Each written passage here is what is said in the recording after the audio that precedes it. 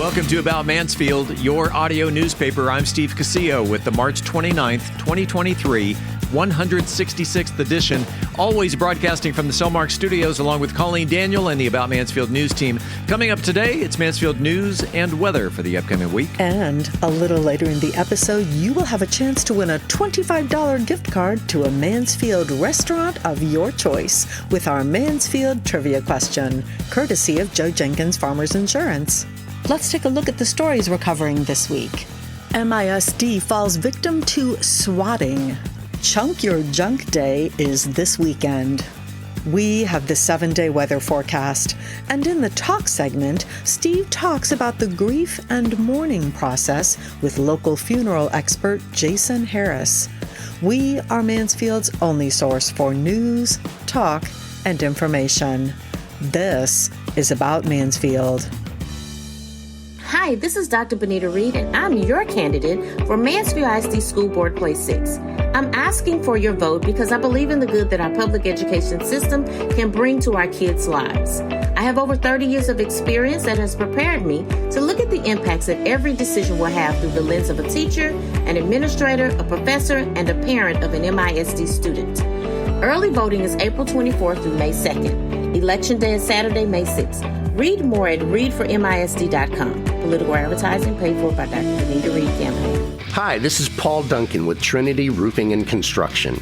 There are over 7,500 roofers in the North Texas area, and when a major hailstorm blows through town, that number skyrockets with companies as far away as Montana. In the planning stages of re-roofing your home, it's normal for customers to ask questions such as, where are they based out of and how many years experience do they have roofing in North Texas? Trinity Roofing and Construction can answer each of these questions with confidence. As a family-owned, Mansfield-based business since 2011, Trinity Roofing and Construction recently received a Product Excellence Award by Owens Corning and are a Platinum Preferred Contractor with Owens Corning.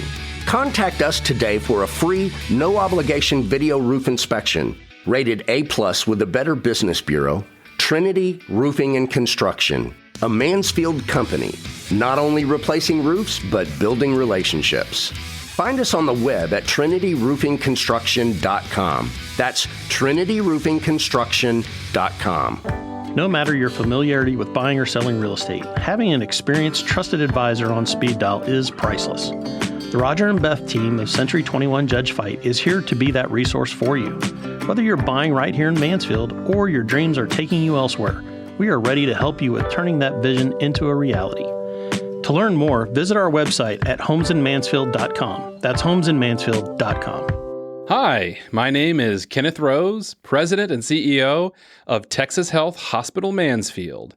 You are listening to About Mansfield. Welcome back to About Mansfield. MISD police and other agencies responded to one of the high school campuses on Thursday following a fake 911 phone call reporting an alleged active shooting. School district officials were able to confirm that the call originated outside of the country. This practice, called swatting, where someone calls in a fake emergency to prompt a police response, has become a national trend that is disruptive to the well-being of school communities, negatively impacts the educational process, and drains the resources of both law enforcement and school district staff. The district released a statement on Thursday saying, quote, Mansfield ISD takes these situations seriously and will use every resource to determine who made the call and hold them accountable, end quote. The City of Mansfield is hosting another Chunk Your Junk and Shred Day event this Saturday. Chunk Your Junk allows Mansfield residents to discard large items such as box springs and mattresses, car batteries, furniture, appliances, scrap metal, anything bulky. On-site secure paper shredding will also be available. It all takes place on Saturday, April 1st, 8 a.m. to noon at the Chris Burkett Service Center, located at 620 South Wisteria Street. Chunk Your Junk and Shred Day is free for Mansfield residents with proof of residency. For full details, visit our website at aboutmansfield.com and click on the Links tab. If you have a comment about the show, you know, the good, the bad, the ugly, we want them all. You can reach us by voicemail at 817-435-2938. Again, that's 817-435-2938. Or by email at news@aboutmansfield.com. News@aboutmansfield.com. This coming Tuesday, April 4th, is National Hug a News Person Day, a day that was created to show appreciation for the important role that journalists and other news professionals play in keeping the public informed and up to date on current events. The idea behind National Hug a News Person Day is to encourage people to take a moment to thank and show their support for the hardworking men and women who bring us the news every day, or in this case, every week.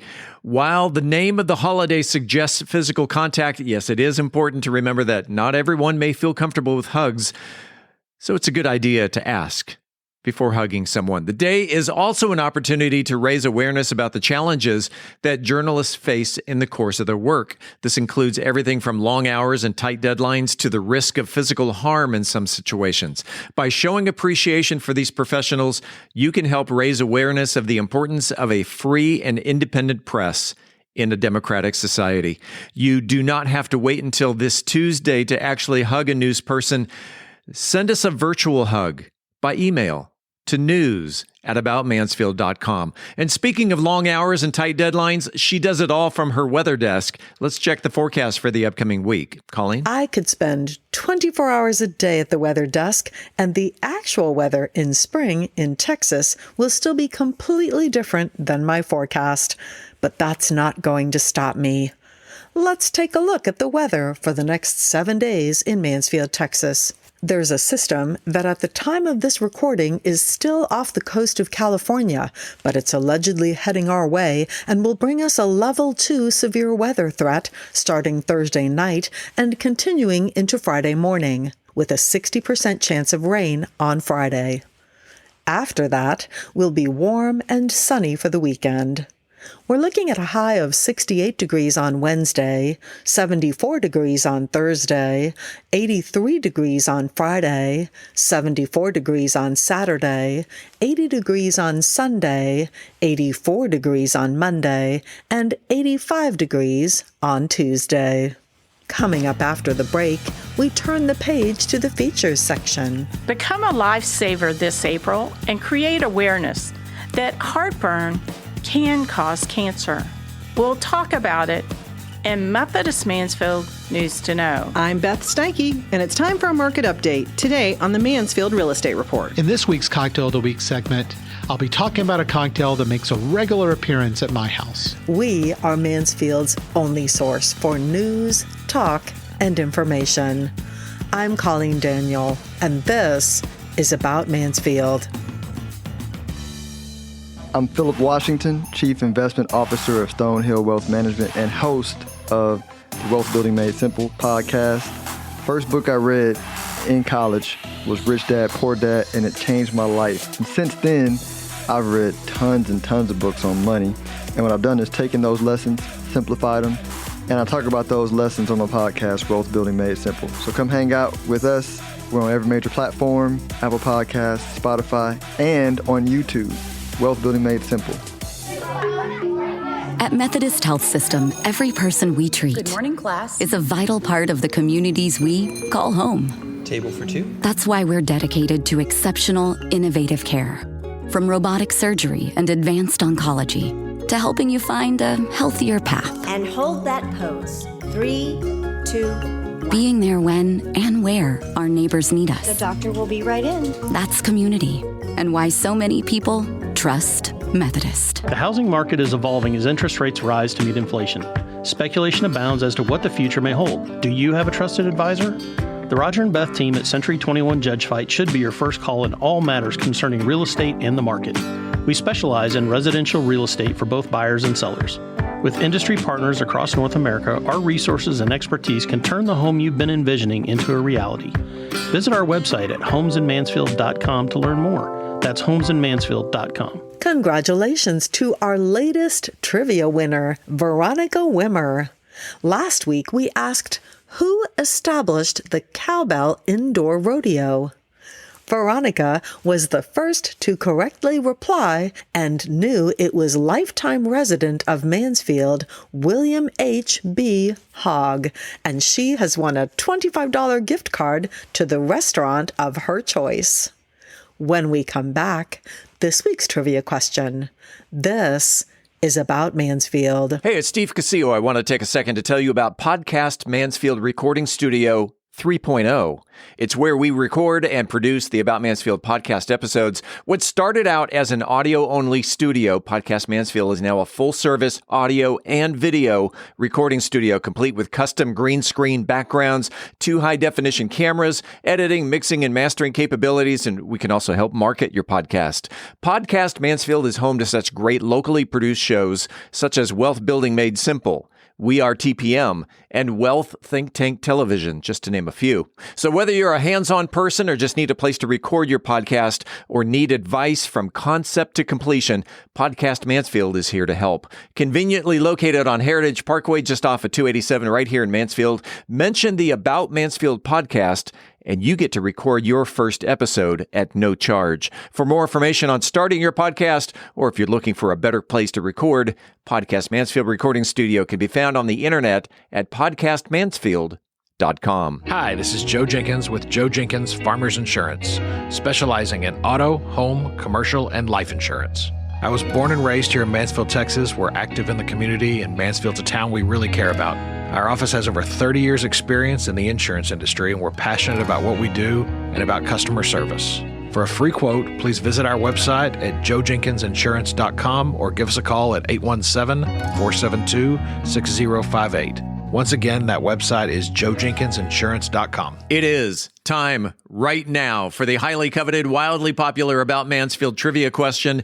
If you are the first person to email the correct answer to trivia@aboutmansfield.com, you will receive a $25 gift card to a Mansfield restaurant of your choice, and it's brought to you by Joe Jenkins Insurance. Whether you're looking for homeowners, auto, commercial, or any other type of insurance, Joe has helped Mansfield area residents understand the insurance coverage that best fit their needs since 2010. You can find him on the internet at joejenkinsinsurance.com. And as I mention every week, not every winner submits their answer on Wednesdays. So if you're listening on Thursday, Friday, Saturday, whenever, give it a shot. You may be taking home a $25 restaurant gift card. Let's get to this week's question, Colleen. Well, Steve, famed R&B singer Ella Mae Morse was born on September 12, 1924, and raised right here in Mansfield, Texas. She recorded for Capitol Records in the 1940s and 50s. This week's trivia question is multiple choice. What was Ella Mae Morse's best-selling song? Was it Cow Cow Boogie, Shoo Shoo Baby, or The Blacksmith Blues? Email your answer to trivia@aboutmansfield.com. Again, what was Ella Mae Morse's best-selling song? Cow Cow Boogie, Shoo Shoo Baby, or The Blacksmith Blues? Good luck, and thanks to Joe Jenkins Insurance for the gift card. Hi, I'm Rosalie Gilbert, Cultural Arts Supervisor for the City of Mansfield. You're listening to About Mansfield. Welcome back to About Mansfield, your audio newspaper. Let's open up the features section. Angel Biasatti is here with a local doctor talking about how chronic heartburn can lead to cancer in Methodist Mansfield News to Know. Angel? Methodist Mansfield Medical Center has joined in the fight against heartburn and esophageal cancer in our community. Esophageal cancer is the fastest increasing cancer among American men and one of the deadliest. However, it's also preventable. We have gastroenterologist Muhammad Memon on staff at Methodist Mansfield who will share information about the disease, heartburn, and what we can do to prevent esophageal cancer. Dr. Memon. Esophageal cancer, as Angel mentioned, is one of the fastest diagnosed cancer in this country. most common reason for esophageal cancer is a acid reflux disease. If the acid reflux disease is not well controlled, it can turn to precancerous condition in certain people. We call it as a Barrett's esophagus, and that can lead to esophageal cancer. Let's talk about what people can do to decrease the risk of getting acid reflux in the first place. The incidence of acid reflux is such a common thing that we found out that about 60% of the adult population will have acid reflux once a month. 20% will have an episode 2 to 3 times a month. So it is a very common condition, and we also know that a lot of this has to do with our lifestyle. One of the things which we have found out that some basic foods that we eat are also responsible for acid reflux. Like we know that people who consume more caffeine, they have more acid reflux. So too much coffee, chocolate, peppermint, carbonated drinks, citrus fruits and juices, tomatoes, and high-fat, spicy foods. These all have been known to reduce the pressure of your lower esophageal sphincter, make it more weak, and causes more acid reflux. And you also told me earlier, if you eat smaller and more frequent meals each day instead of a few large meals, this can help your body digest the food properly instead of consuming one big meal. Yeah, and I mean, that's a common understanding that if you fill up your stomach with a large amount of a meal, it's going to cause more problems, more symptoms. So eating small, frequent meals would be a better option. Other thing that we have found out that if you eat late at night, you have more acid reflux. So we recommend that eat 2 to 3 hours before going to bed. So when you lay flat in the bed, your food have had the time to pass your stomach into your small intestines, and you will have less acid reflux during the night. Does stress affect our bodies and cause more acid reflux? Stress is known to cause more stomach symptoms, and people who have stomach symptoms, we call it dyspepsia, can have symptoms that could mimic acid reflux. But stress obviously also makes you eat foods that are not an excessive amount and which also can aggravate your reflux symptoms. What about being overweight? Does that play into acid reflux? I think that's a very good question. Last 50 years, we've noticed that there's a rise in the incidence of obesity in our population. And if you correlate the graph with the obesity and the incidence of acid reflux, they both go parallel. So obviously, people who gain weight, they have more increased abdominal pressure, and it causes more acid reflux to happen. If you smoke, does that cause acid reflux? Smoking, the nicotine is not good for any part of your body, and acid reflux obviously makes it symptoms get flared up if you are a smoker because it decreases the lower esophageal sphincter pressure. Well, thank you, Dr. Memon, for being with us and for helping people understand heartburn and how to extinguish that fire. If you have heartburn and if over-the-counter medications or lifestyle changes continue to fail at giving you long-lasting relief, then make an appointment at the Heartburn Treatment Center at 682-242-4373. Reporting for About Mansfield, I'm Angel Biasatti with Methodist Mansfield News to Know. Realtor Beth Steinke has the latest local real estate facts and figures in the Mansfield Real Estate Market update. Beth? Today we are going to focus on market data and the interpretation of that data so that you can make smart decisions as we go deeper into the spring market. February 2023 numbers are out, and the news looks really good for Mansfield, but stay tuned, we will take a deeper dive. The median sales price for Mansfield, February 2023, is over $500,000. That's up 14.6% from 2022.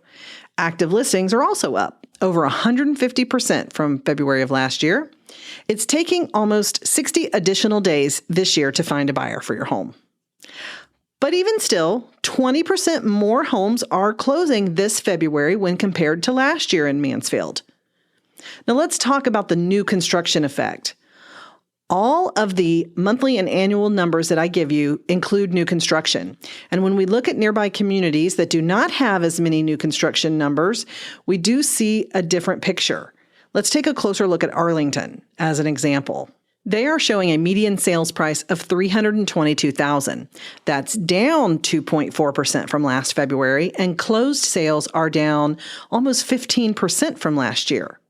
There's not as much building in Arlington as they are doing here in Mansfield. Now let's take a look at Tarrant County. Tarrant County is down 2% year over year on median sales price, and closed sales are down 6.4% from last February. And this includes Mansfield's very positive numbers. A nationwide snapshot shows us that the South, from Texas to Maryland basically, is performing strong with month-over-month increases, while the Northeast and the Western region is underperforming the index. Nationwide, existing home sales are up almost 15% in February, representing the largest monthly increase since July of 2020. Turning our attention back locally and excluding new construction numbers, there are currently 95 houses on the market in Mansfield from $225,000 to $1.8 million. There are 8 homes available under that $300,000 mark. The median time on market for those active listings is currently 55 days, with a median sales price of $523,000. So here are my recommendations. Sellers are beginning to get their homes on the market, which will bring buyers out to shop. If you're on the fence about making a move, start by getting lender recommendations from your realtor and have an in-depth conversation with them about what a payment in a new home might look like today. You have a lot of built-up equity in your home, and you might be able to take that over to a new home and make it much more affordable than you think. If that is doable, it may make sense to make the move now rather than continue to either pay rent or stay in a home you don't love.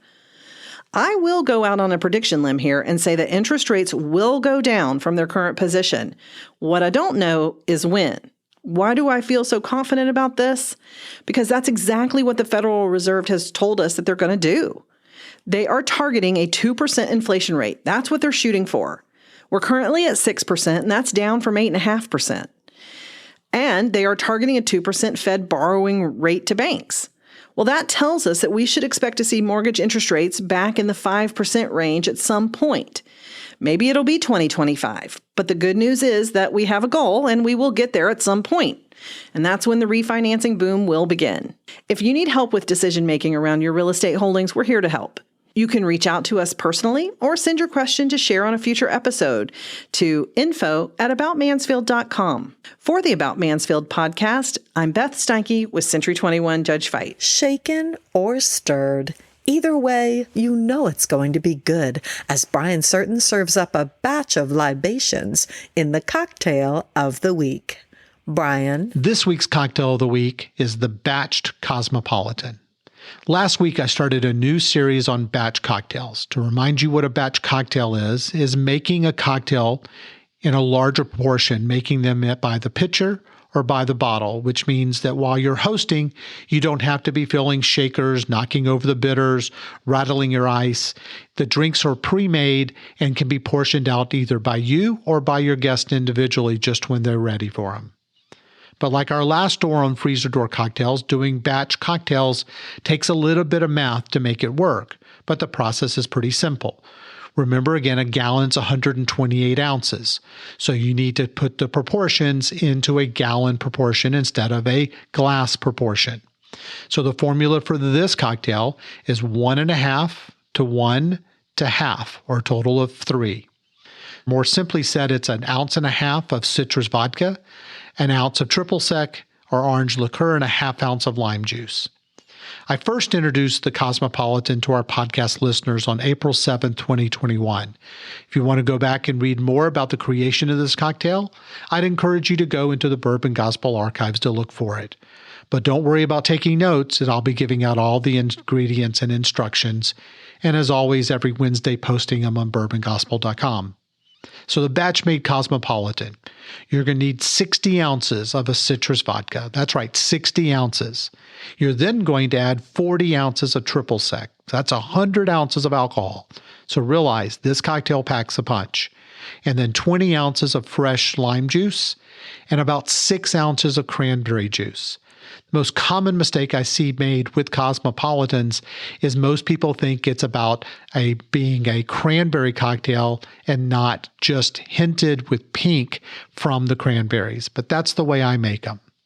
So to make the cocktail, you're going to pour all the ingredients into a 1-gallon container, shake well, and keep in the fridge until ready. When I'm ready to serve it, I'm going to put it in an outdoor beverage dispenser with a metal stand and pour the batch cocktail into that dispenser. I'm then going to fill glasses with ice, and then when I'm ready or my guests are ready, we'll put the cocktail in the glass and top with a lime wedge. Cheers. As always, I'm open to hear your take and your input.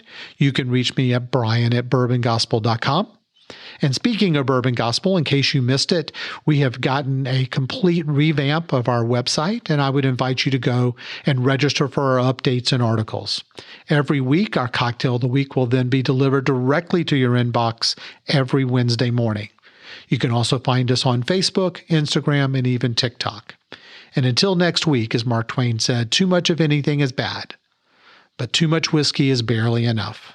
Reporting for About Mansfield, I'm Brian Certain. Hi, I'm Jennifer Cowley, president of the University of Texas at Arlington, and you're listening to About Mansfield. Welcome back to another segment of About Mansfield. I'm Steve Casillo as we make the transition from news to talk. And in the studio today, I'm going to go back. It's probably been a couple of years when I met this guy. He's the husband of a really good friend of mine, and we got together. We carpooled to a Rangers game.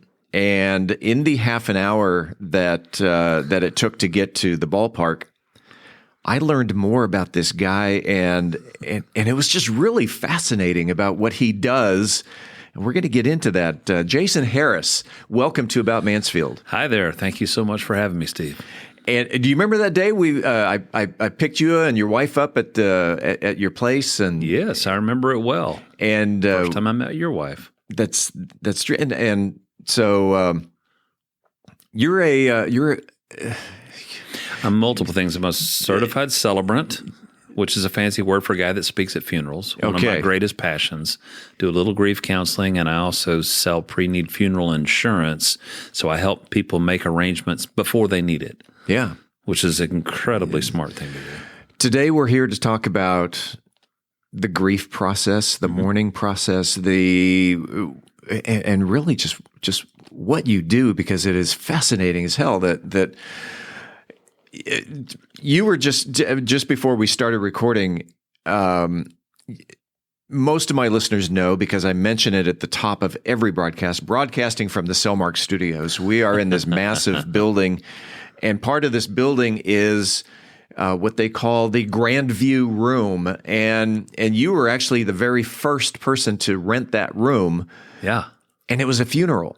Amazing. And it was just last week. Yes, last Thursday. And talk about, first of all, talk about the funeral and how, what was your participation in the funeral? Mm-hmm. Well, first of all, I happened to be here. Steve, you were here on the night that they had kind of an open house to the community. Yeah. Was it an open house as much? I don't even recall, but you were playing the guitar and singing and everything. And that's when we got the grand tour of this place. Amazing facility.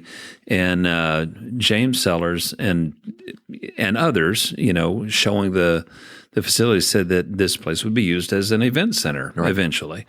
And I got a phone call on Tuesday. I was sitting at the Waxahachie Funeral Home helping a family prearrange a funeral. And I got a phone call from one of the pastors here in Mansfield saying, I have a family here in my office and they need help with a funeral. Can I give them your number?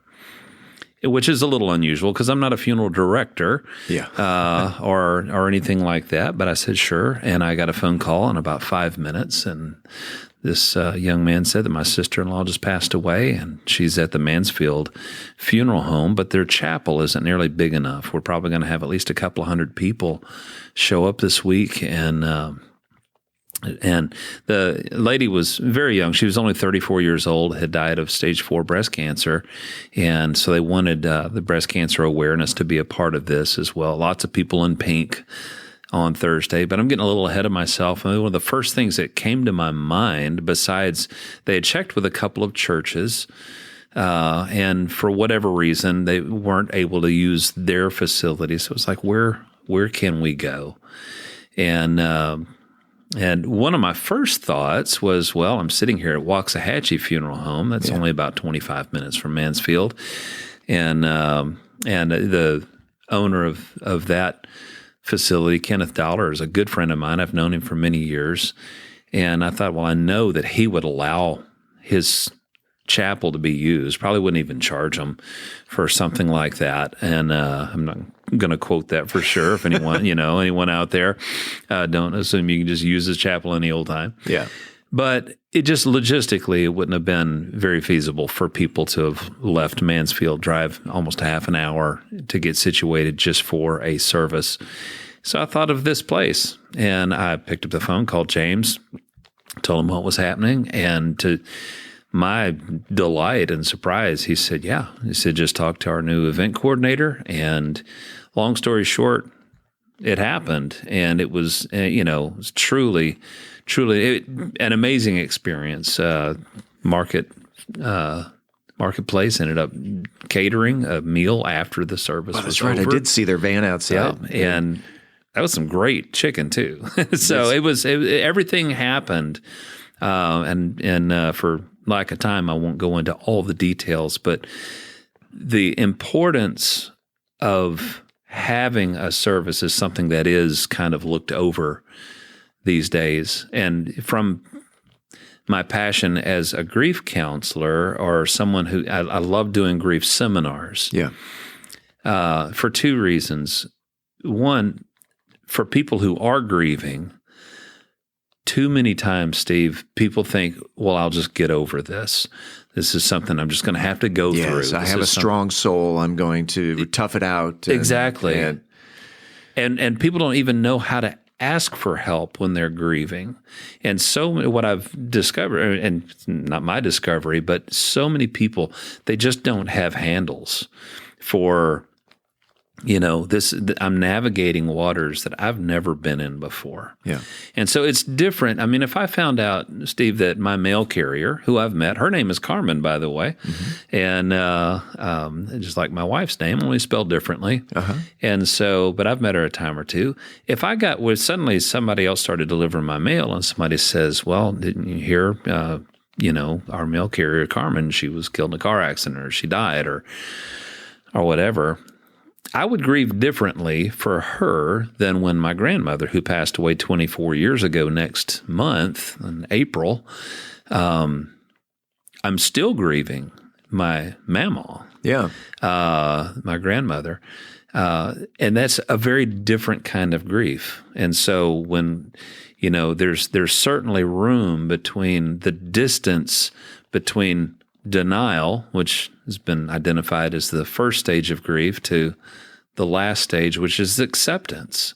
And so, but there's a couple of things that I always say about grief, and I know that I've jumped off of your original question. That's okay, because grief, that was my next question. And knowing that there are 5 stages of grief. You just mentioned denial and acceptance. What are the other 3? That's Clover Rasa, I think, if I'm saying the name right, who came up with the model, a lady that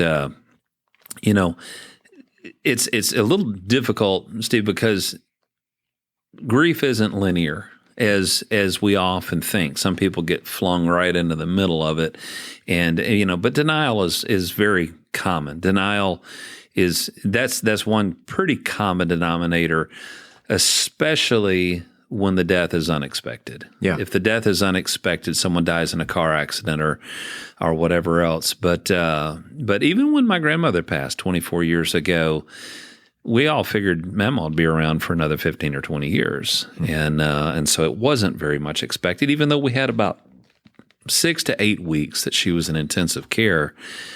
So denial is just that I can't believe this has happened. Doesn't mean I refuse to believe it. It simply believes this can't be real. Yeah. And then the second stage is anger.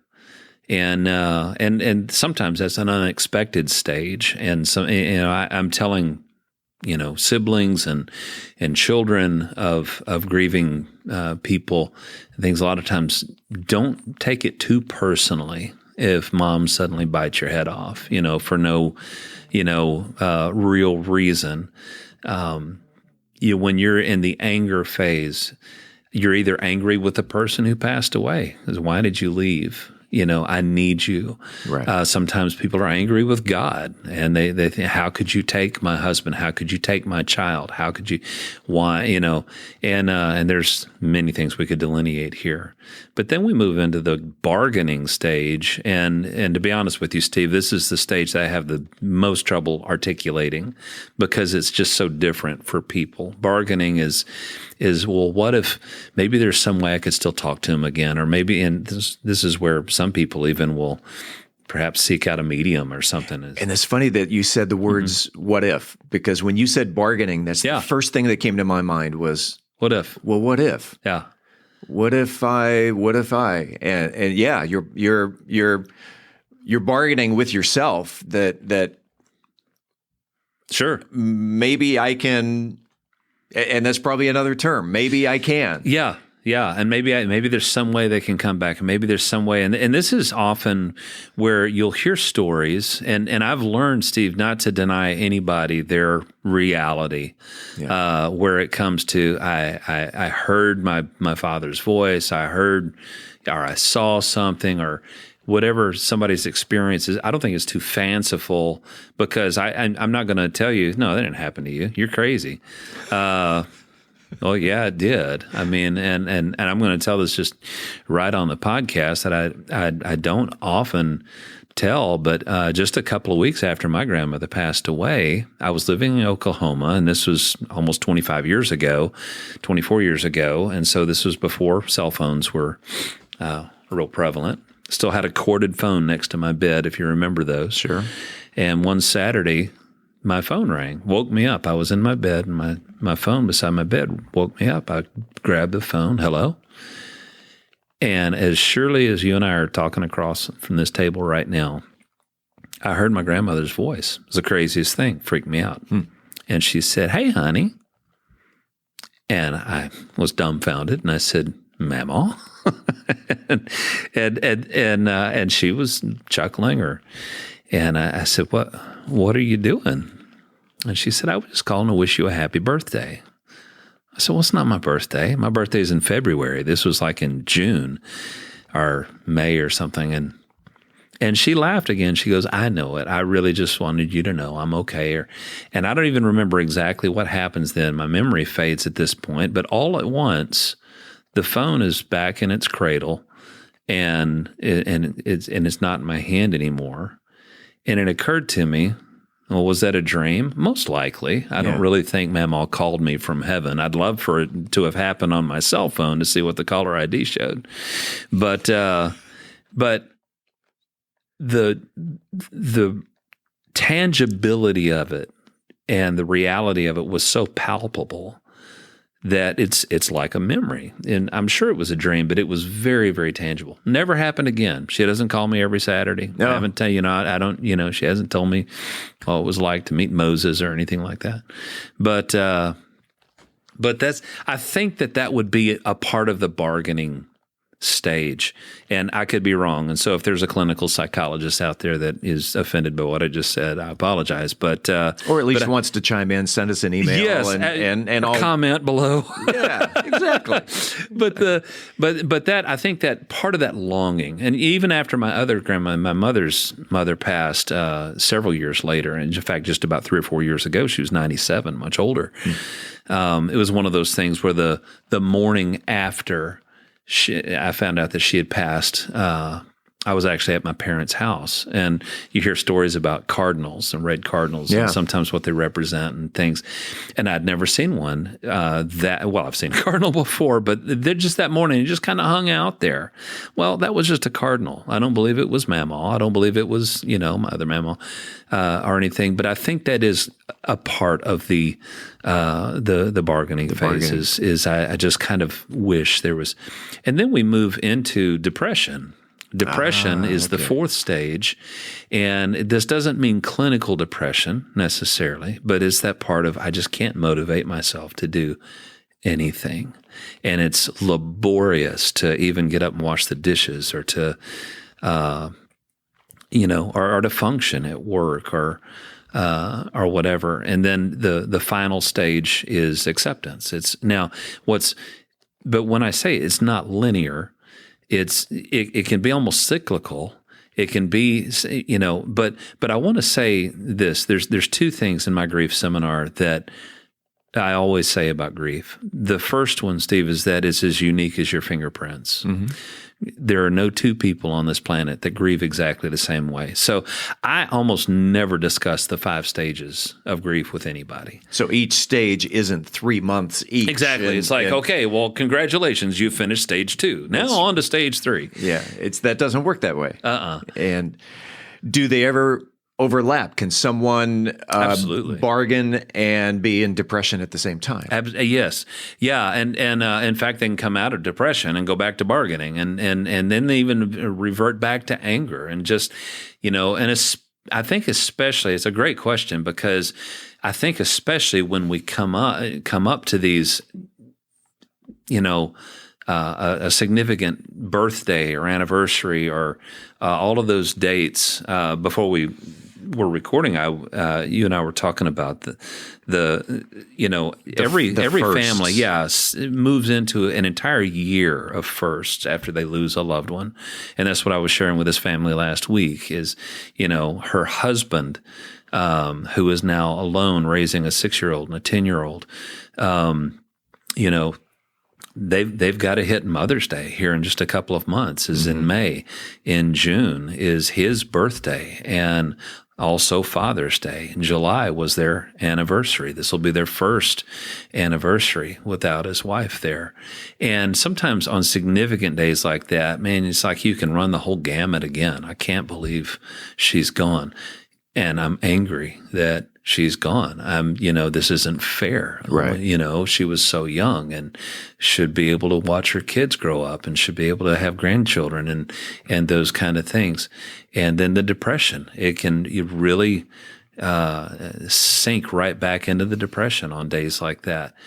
But acceptance is, and once you hit that 5th stage, Steve, this is so important. It's actually a good segue into the second thing that I always say is that grief really never goes away.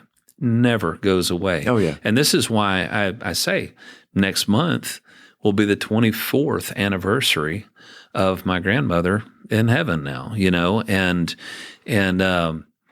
are you right-handed? I am right-handed. I'm right-handed, but if I suddenly lost my right arm in an accident, well, now I'm left-handed, whether I like it or not. If I lost my arm, and guess what? Right after an accident like that, for the first week or two, I'm going to say I'm probably in a lot of pain. I'm probably, if I lost it in an accident and lost my arm, for crying out loud, that'd be an awful thing to happen. So I'm going to be in a lot of pain. There's going to be a lot of adjustment to that pain. But I'm also going to find that the most menial tasks that I'm so used to doing without even thinking are suddenly very difficult. Imagine brushing your teeth with your non-dominant hand and how awkward that would feel. Oh, yeah. And just trying to do everything left-handed, trying to write the grocery list or trying to write a note or trying to get dressed with one arm or tying your shoes. How am I going to do that? And, well, here's the point. So that first, I'm going to be in denial. I can't believe I lost my arm. But I'd probably be angry that it's hard to do these things now.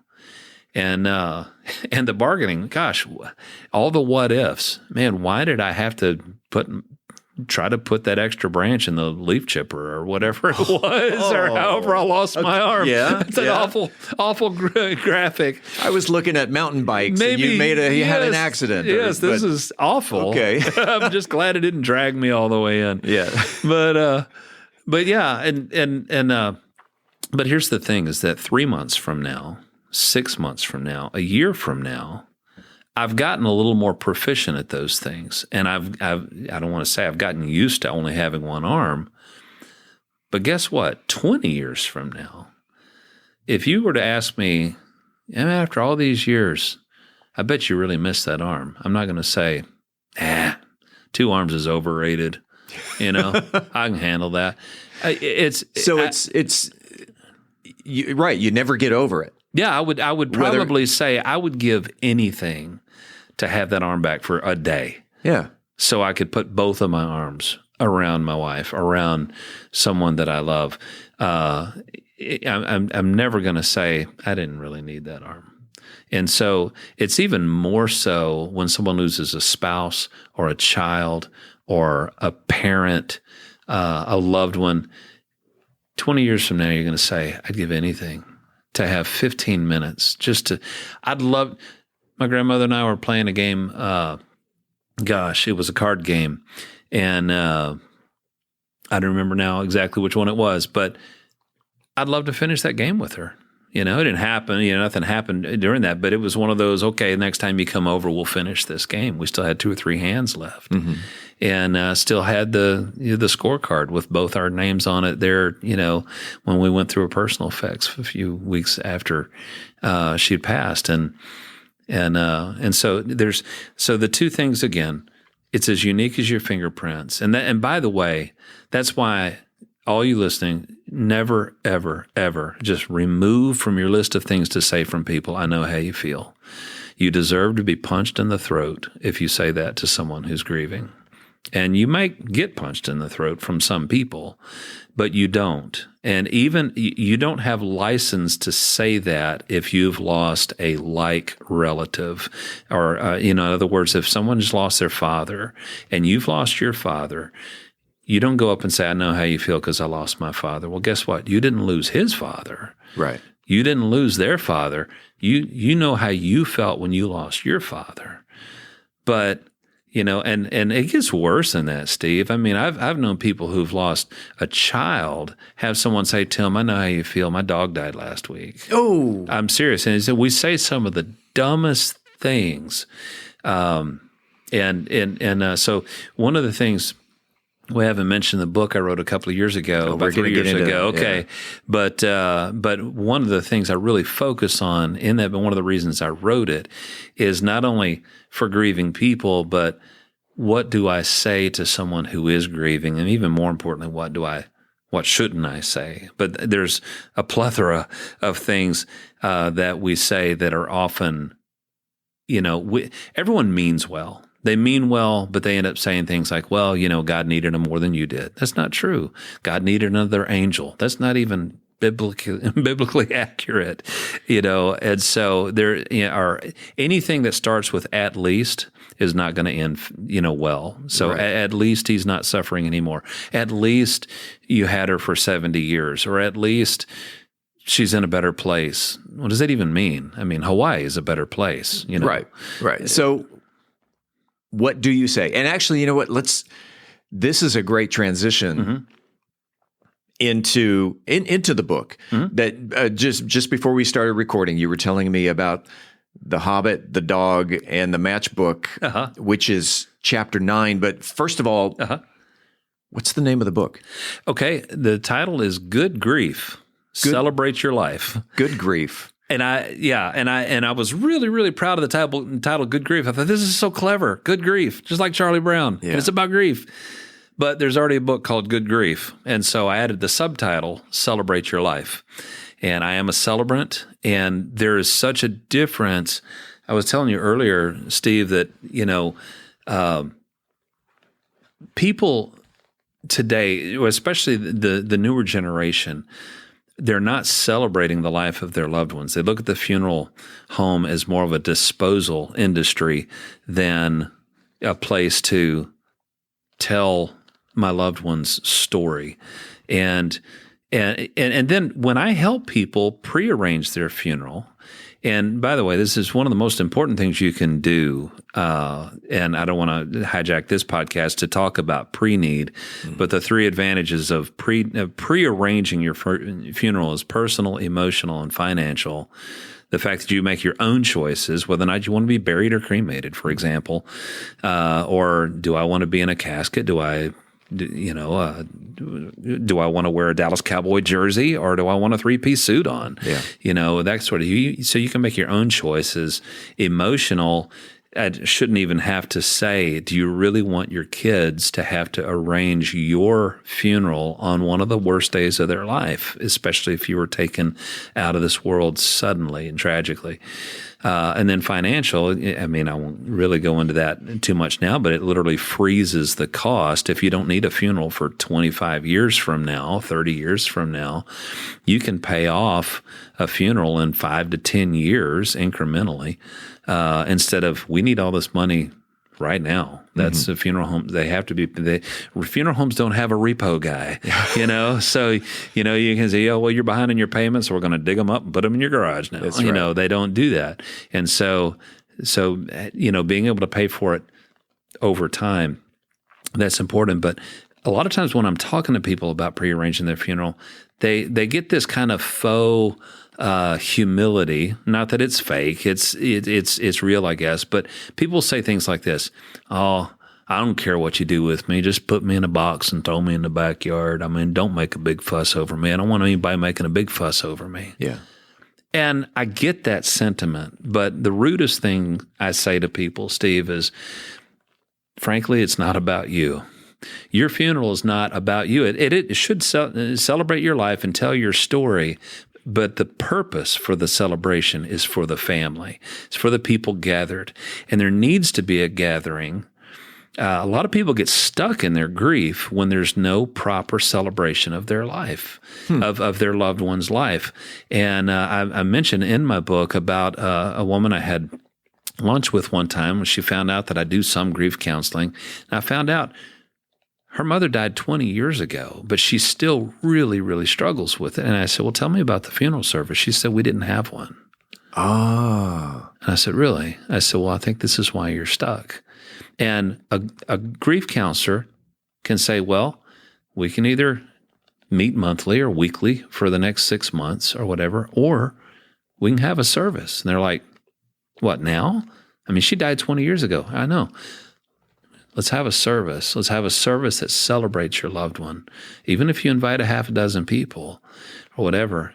And people have found, Steve, that that's what they needed. The example I use, and I say this in almost every funeral that I speak at, because people just, they don't really have the perspective proper when they're saying, I don't care what you do with me. And I talk about the Olympics. I don't know if you like the Olympics. Love the Olympics. Olympics are amazing. And they only come around every 4 years. Right. I know you get the little 2-year winter thing, but that doesn't count. I mean, and that's no offense to all you Winter Olympics people. But in the Olympics, you see a field of athletes that have all their life, all they've done is perfect their craft. And I mean, and their discipline. And so a sprinter of the 100-meter dash is, they've worked for years and years and years to be on a world theater for 10 seconds or less. Right. And so, but can you imagine all the things they forsook to get to where they are? While their other friends were partying, they were at the track and things like that. And so their life speaks of all of this. And then you win gold for your country. And imagine that athlete looking over at the judge's table and say, you know what? Why don't you put that medal in a box and mail it to me? And you never, ever see that. No one does that. Why? Because we're going to have a ceremony. We're going to have a ceremony. We're going to stand you on the highest of these 3 platforms. We're going to put that gold medal around your neck. And then we're going to raise the banner of your country and play the anthem of your country. And you know what? When that happens, what do you see on that athlete's face while that ceremony is going on? Oh, it's whether smiles or tears or almost, just a wash of emotion. Yes, and it's almost always tears. Yeah, and that's another thing I hear all the time. I don't want anybody crying at my funeral. I want everybody, and I get that sentiment as well. I don't want you to be sad, but guess what? They're gonna be. And so don't put that burden on your loved ones to say, I want you to promise me now you won't cry at my funeral. Don't ask somebody to do that. It's just not fair, because they're going to miss you. And those tears mean they love you. That's the grief is really the cost of loving someone so much.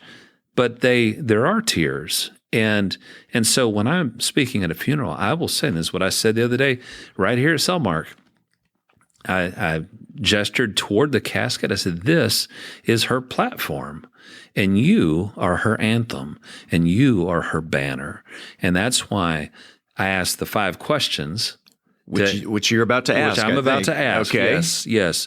One of the reasons I wrote the book is because I developed 5 questions. As a celebrant, I'm asked to do funerals all the time. 98% of them probably, Steve, is I never knew the person. Yeah.